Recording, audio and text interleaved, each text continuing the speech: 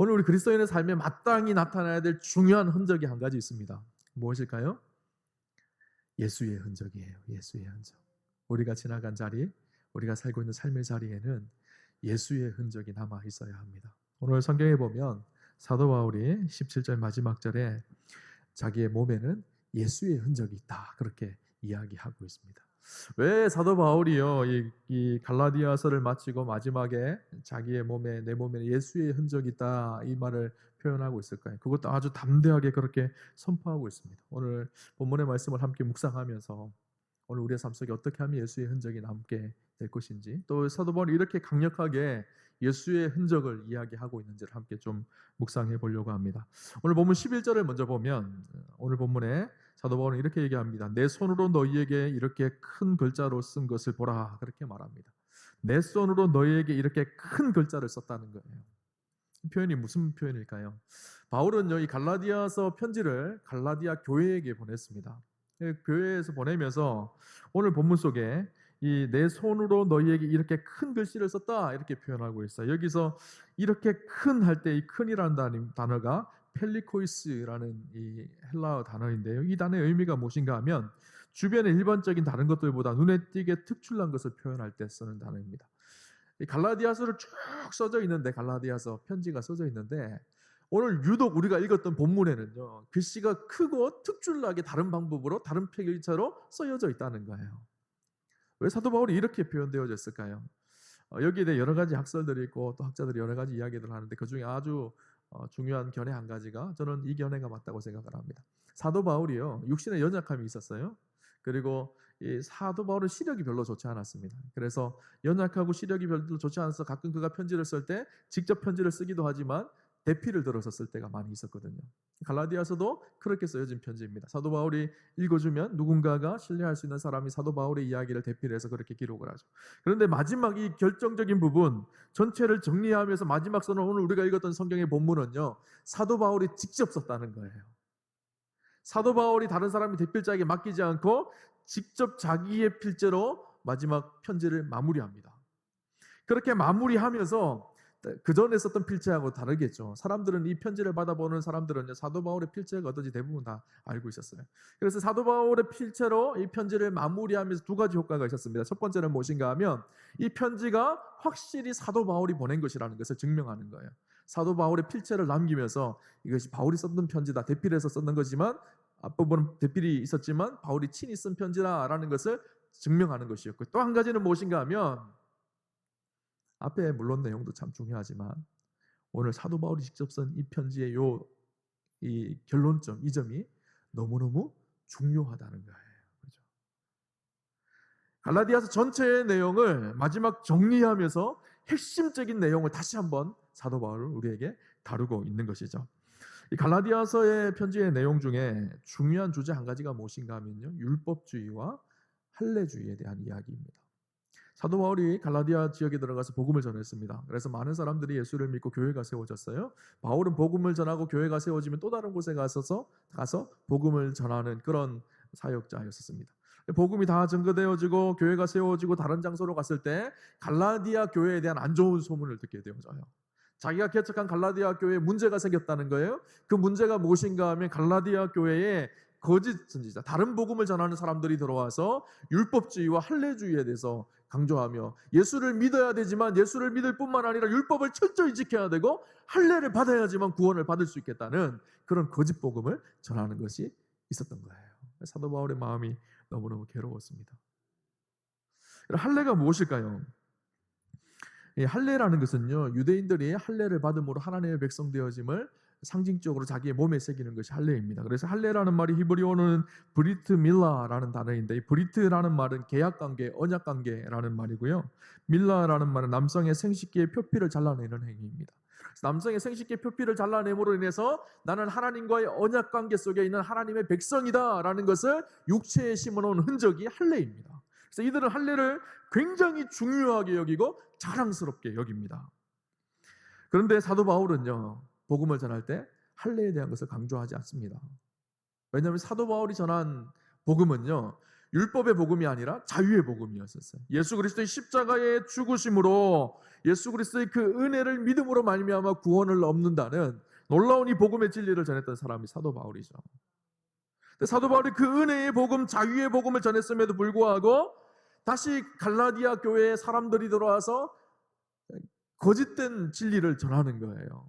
예수도 너희가 믿지만 할례도 받아야 되고 유대인들처럼 또 할례를 받을 뿐만 아니라 율법도 잘 지켜야지 너희가 구원받게 되어진다라는 것을 가르쳤던 것이죠.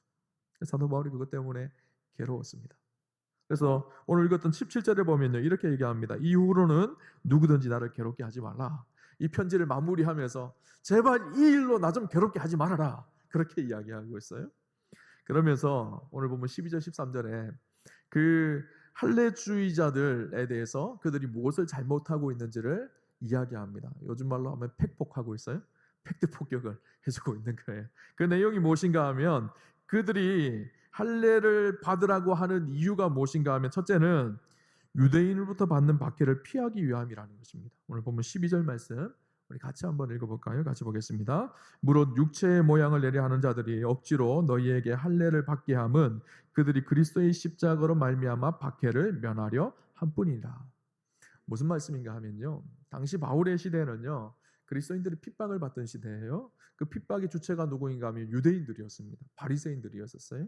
바리새인들은요 예수 믿는 사람들이 전하는 이 복음을 듣기 싫어했고 예수 믿는 것을 핍박하고 박해했습니다. 사실 사도 바울도 그랬던 사람이잖아요. 원래 사울이었을 때 예수 믿는 사람들을 핍박하러 다녔던 유대인이었었어요. 사도 바울이 복음을 전하면서도 많은 곳에서 유대인들로부터 핍박을 당했습니다. 그러니까 할례주의자들은 어떤 생각을 했는가 하면 우리가 우리의 육신의 할례를 하고 율법을 지키면 저들이 우리를 핍박하지 않겠다. 그 핍박을 벗어나게 하기 위한 한 수단으로 할례를 행하고 율법을 지키는 것을 강조했다는 거예요. 근데 이것이 잘못된 이유가 있습니다. 왜 그럴까요? 복음의 진리를 훼손하기 때문이에요. 복음의 진리가 무엇일까요? 예수 그리스도를 믿음으로만 구원을 받는다는 것이 복음의 가장 중요한 가치이고 진리였어요. 이신칭의라 그러죠. 믿음으로 의롭게 되어지는 것. 사도 바울이 전한 복음의 진리는 그것이었어요. 자유의 복음이 있어요. 십자가의 은혜를 믿음으로 구원받는다는 놀라운 진리의 복음을 전했어요. 그런데 이 진리를 훼손하면서 그들은 어떻게 했는가 하면 예수도 믿지만 핍박받지 않기 위해서 할례도 받고 율법도 철저히 지켜. 내가 율법을 지켜야지, 할례를 행해야지 구원을 받을 수 있어. 그렇게 가르친 거예요. 사도 바울에게는 용납할 수 없었어요. 왜 그랬을까요? 사도 바울은요 그 진리 위에 굳건히 섰던 사람이고 무엇보다 사도 바울은요 그리스도를 위해서 고난받는 것을 기뻐했던 사람이에요. 그렇죠? 여러분, 예수님이 전하신 이 복음이 어떤 복음인가요? 예수님께서 우리를 위해서 어떻게 하셨나요? 십자가에 죽기까지 복종하시고 고난을 받으시고 십자가에 죽으시면서 우리에게 전해준 이 놀라운 복음이에요. 이 복음을 받는 사람들은요 그 복음을 위해서 합당한 삶을 사는 것이 이상한 일이 아니라 당연한 거예요. 사도 바울은 그래서 어떻게 했죠? 날마다 예수 그리스도의 고난을 내 몸에 채운다고 그렇게 이야기했습니다. 복음 앞에 타협점이 없었던 거예요. 복음의 진리 앞에서 사도 바울은 타협할 수가 없었어요. 그런데 거짓 선지자들이 들어와서 그들이 계속 하는 얘기가 무엇인가 하면 예수도 믿고 적당히 할례도 받고 율법도 지키고 그래서 내가 고난받는 것도 피하고 그렇게 하라는 거예요. 그런데 이 이야기는요 사실 2000년 전에 갈라디아 교회에만 있었던 것이 아니라 사실 오늘 우리에게도 마찬가지입니다. 내가 교회는 가지만 주일날 예배는 드리지만 그래서 구원을 받지만 세상 속에 가서 내가 즐기고 싶은 거 마음껏 즐기고 내가 가지고 싶은 거 마음껏 누리고 세상의 욕망과 정욕을 그렇게 따르면서 세상의 즐거움도 누리고 교회에서 주는 유익도 누리고 그렇게 살면 얼마나 행복하지 않겠니? 이렇게 말하는 것과 똑같은 거예요. 저는 그럴 수 있나요? 한쪽 발은 세상에 걸치고 한쪽 발은 교회에 걸쳐서 세상에 주는 쾌락과 즐거움과 욕망을 따라 살기도 하고 교회 오면 주일날 예배 드리면서 내가 구원받는 은혜도 누리고 사도 바울은 이것을 용납할 수 없다는 거예요. 두 번째요. 사도 바울은 그렇게 얘기합니다. 바울이 그들의 잘못을 지적한 것 한 가지가 무엇인가 하면 자기들도 할례를 받은 자들이지만 할례 받은 사람답게 율법을 완전히 지키지를 못했기 때문이에요. 오늘 보면 13절을 보면요. 할례를 받은 그들이라도 스스로 율법은 지키지 아니하고 자기가 할례 받아서 율법을 지키라고 하지만 사실 자기도 그 율법을 지켜낼 수 없는 사람이라는 거예요. 세상에 율법을 완전히 지켜낼 수 있는 사람이 어디 있을까요? 율법이라는 것이 그렇습니다. 수많은 조항들이 있는데 그 수많은 조항들을 완벽하게 지켜야지만 율법을 지키는 거예요. 그 수많은 조항 중에 많은 것을 지켰지만 한 조항이라도 어기게 되어지면 그 율법을 전체를 다 어기는 것과 똑같습니다. 그래서 어떤 누구도 율법 앞에서 완전히 의롭게 되어질 수가 없어요. 율법이 주는 그 무게 앞에서 눌려져서 늘 억눌리고 갇힌 삶을 살게 하는 것이 율법의 특징입니다. 자기들도 그 율법에 갇혀져서 억눌려 살면서 또 누군가에게 그 억눌리는 짐을, 율법의 짐을 또 주려고 하느냐는 거예요. 예수 그리스도가 전한 이 복음이 자유의 복음이고 은혜의 복음인데 자유와 은혜는 지워버리고 다시 율법의 짐을 또 지우려고 하는 그 모습을 사도 바울은 용납할 수가 없었어요. 자기도 무거운 짐을 지을 뿐만 아니라 다른 사람께도 또 무거운 짐을 지게 하는, 은혜의 복음이 선포되었음에도 불구하고 다시 율법주의로 회귀하는 그 모습을요, 사도 바울은 이해하고 용납할 수가 없었던 것이죠. 마지막 세 번째는요, 남에게 할례를 행하게 함으로 자신들에 속한 사람들이 많아지는 것을 자랑하려고 그들이 했던 일입니다. 무슨 말인가 하면요, 오늘 보면 13절에 보면 그들이 너희의 육체로 자랑하려 함이라. 무슨 말인가 하면요, 너희가 할례를 받고 율법주의로 돌아오는 모습을 보면서 많은 사람들이 그렇게 할례를 받고 율법주의로 다시 돌아오게 되어지면 그 많은 사람들이 있는 것 자체가 사람들에게 보여줄 수 있고 자랑할 수 있는 진리라는 것을 드러낼 수 있는 방법이 되어진다는 거예요. 간혹 우리가 신천지나 이단들을 보면요, 신문에 광고를 냅니다. 엄청나게 많은 사람들이 큰 운동장에 모여서 대규모 집회하는 모습을 보여주면서 이 많은 사람들이 이렇게 모이는 것처럼 많은 사람들이 모였기 때문에 우리가 진리입니다 이렇게 얘기하잖아요. 그것처럼 그들이 율법주의자들을 많이 끌어모아서 자기들이 말하는 것을 진리라고 자랑하게 하기 위해서 더 많이 그렇게 율법주의자를 전하고 율법 할례주의를 이야기하고 있다는 것을 이야기하고 있죠. 그렇게 율법주의자들은 자기들이 받은 할례를 자기들의 자랑으로 여겼어요. 그러나 오늘 사도 바울은 우리에게 아주 명확한 이야기를 합니다. 우리가 자랑할 것은 우리의 육신에 만들어놓은 육신의 흔적인 할례가 아니라 예수 그리스도의 십자가다라고 이야기하고 있어요. 오늘 보면 14절 한번 같이 볼까요? 14절 같이 보겠습니다. 그러나 내게는 우리 주 예수 그리스도의 십자가 외에 결코 자랑할 것이 없으니 그리스도로 말미암아 세상이 나를 대하여 십자가에 못 박히고 내가 또한 세상에 대하여 그러하니라. 아멘. 내가 자랑할 것 주 예수 그리스도 십자가 외에 결코 자랑할 것이 없느니라.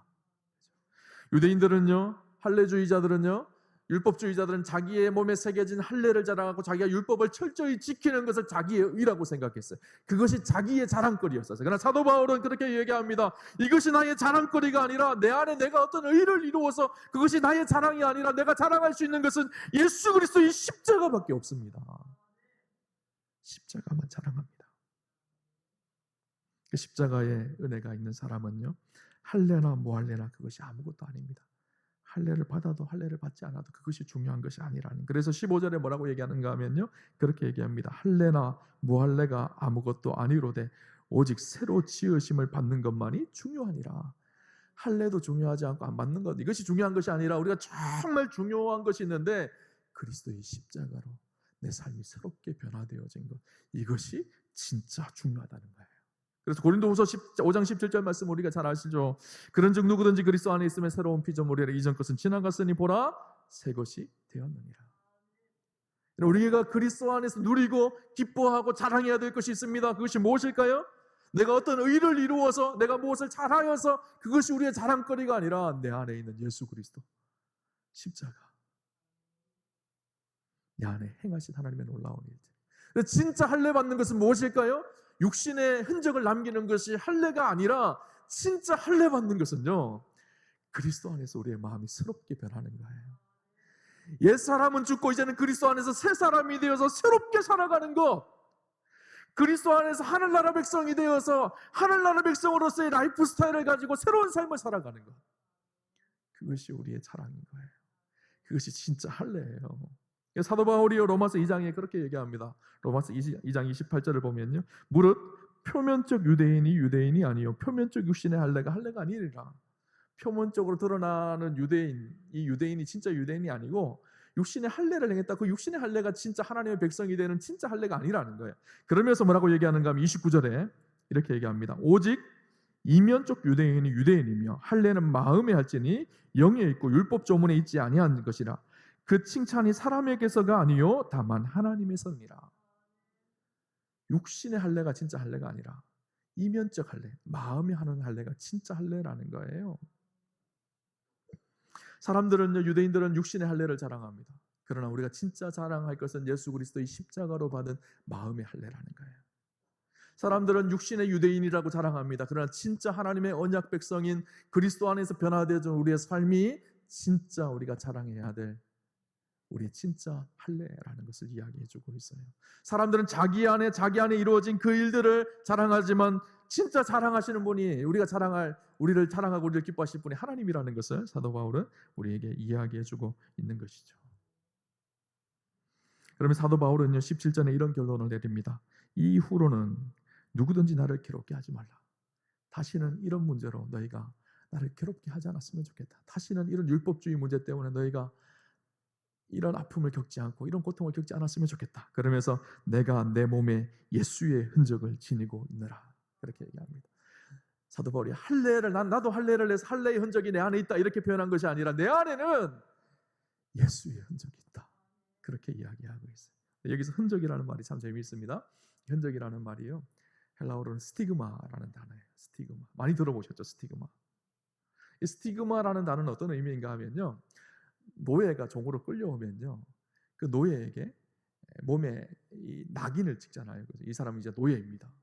그래서 이렇게 달구어진 숯불에 그 쇠를 달구어서 그 몸에다 노예라는 낙인을 찍습니다. 그러면 이 사람은 이것을 치울 수가 없어요. 평생토록 그 주인의 하인이 되어서 노예로 살아갑니다. 그 낙인, 찍혀진 그 낙인이 스티그마예요.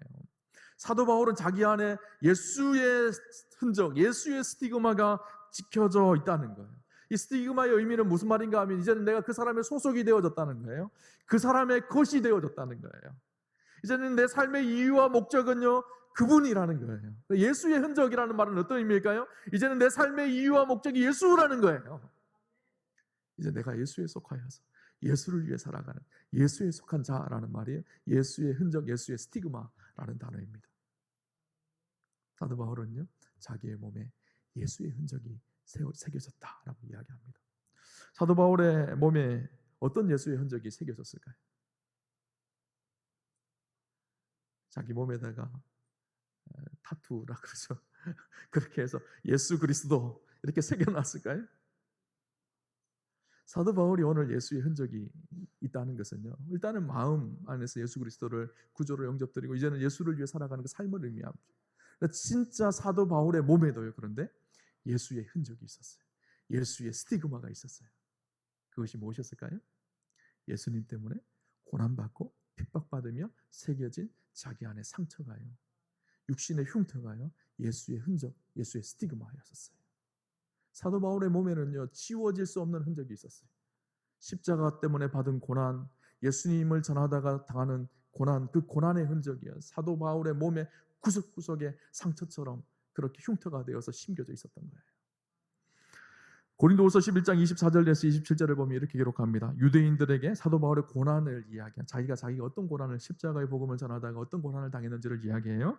유대인들에게 40에서 하나 감한매를 5번 맞았으며 3번 태장으로 맞고 1번 돌로 맞고 3번 파선하고 일주야를 깊은 바다에서 지냈으며 여러 번 여행하면서 강의 위험과 강도의 위험과 동족의 위험과 이방인의 위험과 신의 위험과 광야의 위험과 바다의 위험과 거짓 형제 중의 위험을 당하고 또 수고하며 애쓰고 여러 번 자지 못하고 줄이며 목마르고 여러 번 굶고 춥고 헐벗었노라.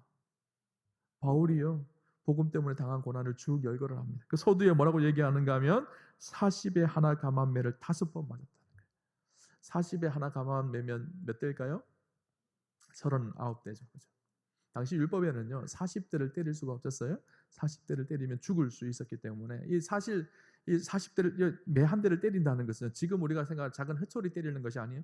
죽을 만큼 아플 정도로 때리는 거예요. 40대를 맞으면 진짜 죽는 사람들이 있었기 때문에 40대를 때리지 못하겠습니다. 그래서 40에 하나 감한매 39대를 맞았다는 거예요. 이렇게 맞았다는 것은 죽도록 맞았다는 거예요. 이것을 몇 번 맞았다고요? 5번 그랬다는 거예요. 그럼 전체 몇 번일까요? 제가 계산하면 195번. 죽을 정도의 매를 195번 그렇게 맞았어요. 등에 그렇게 맞았습니다. 그의 등이 어땠을까요? 여러분 생각해 보셨나요? 그의 등에요, 그 매 맞은 흉터와 상처의 자국이 있었어요. 사람들은요, 당시 시대 사람들은 등에 난 상처와 흉터를요 달갑게 여기지 않았습니다. 왜냐하면 죄를 짓고 잘못한 사람이 등에 매를 맞고 상처가 났었거든요. 사도 바울은요, 등에 씻을 수 없는, 예수님 때문에 당한, 십자가 때문에 당한 상처가요 깊이 그의 등에 새겨져 있었어요. 사도 바울에게는 십자가는요 말로만 하는 십자가가 아니었습니다. 오늘날 우리는 말로 십자가를 이야기합니다. 주로 언제 십자가를 많이 이야기하나요? 목사님, 제 남편이 제 십자가예요. 목사님, 제 자녀들이 제 십자가예요. 목사님, 저희 시어머니가 제 십자가예요. 그럴 때 우리는 십자가 많이 얘기하잖아요, 그죠? 근데 십자가는요 그런 것이 아니에요. 십자가는요 그리스도를 위해 살다가 그리스도 때문에 당한 고난, 그것이 십자가예요. 당시 십자가는요 사형틀이었어요. 우리는 십자가가 지금 굉장히 고상하잖아요. 십자가를 목에 걸기도 하고 귀에 꽂고 다니기도 하고 차에 걸어놓잖아요. 그래서 그 당시의 시대 사람들은요 십자가를 그렇게 상상할 수 없는 일이에요. 십자가는 죽음이에요. 그리스도를 위해서 십자가에 죽는 것, 그리스도를 위해 고난을 당하는 것, 이것이 십자가거든요. 사도 바울은요 말로 유창하게 십자가를 이야기한 사람이 아니라 진짜 자기의 몸에 십자가를 지며 십자가의 흔적을 가졌던 사람이 사도 바울이었었어요. 그리스도의 흔적이 몸의 구석구석에 새겨져 있었던 사람, 예수의 흔적이 자기 몸에 새겨져 있었던 사람, 그 사람이 바로 사도 바울입니다. 여러분, 좋은 그리스도인은요 어떤 사람일까요? 십자가의 흔적이 있는 사람이에요. 그리스도를 위해서 고난받고 그리스도를 위해서 기꺼이 자기의 삶을 드리고 그리스도를 위해 살아가는 사람, 말과 행동 속에 그리스도의 흔적이 드러나는 사람. 여러분, 존경하는 그리스도인들이 있나요? 그분들 가만히 보세요. 십자가의 흔적이 있기 때문이에요. 그리스도의 흔적이 있기 때문이에요. 여러분, 바보 이반이라는 책이 있는데요, 그 책에 보면 이런 얘기가 나와요. 마을 사람들이 같이 공동생활을 하는데 식사하기 위해서 마을 공동 식사를 식당에서 합니다. 근데 식당에 들어올 때마다 문지기가 날마다 점검하고 체크하는 것이 있어요. 손을 내밀어서 손을 체크하는 거예요.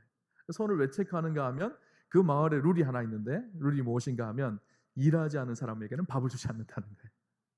손을 보면서 일한 흔적이 있는지를 확인하는 거예요. 손에서 흙내음이 나는지, 손에서 땀 흘린 흔적이 있는지. 그래서 그 흔적이 있는 사람만 들어와서 식당에서 밥을 먹게 하고, 흔적이 없으면 밥을 먹지 못하게 한다는 거예요. 제가 그걸 보면서 그런 생각이 들었어요.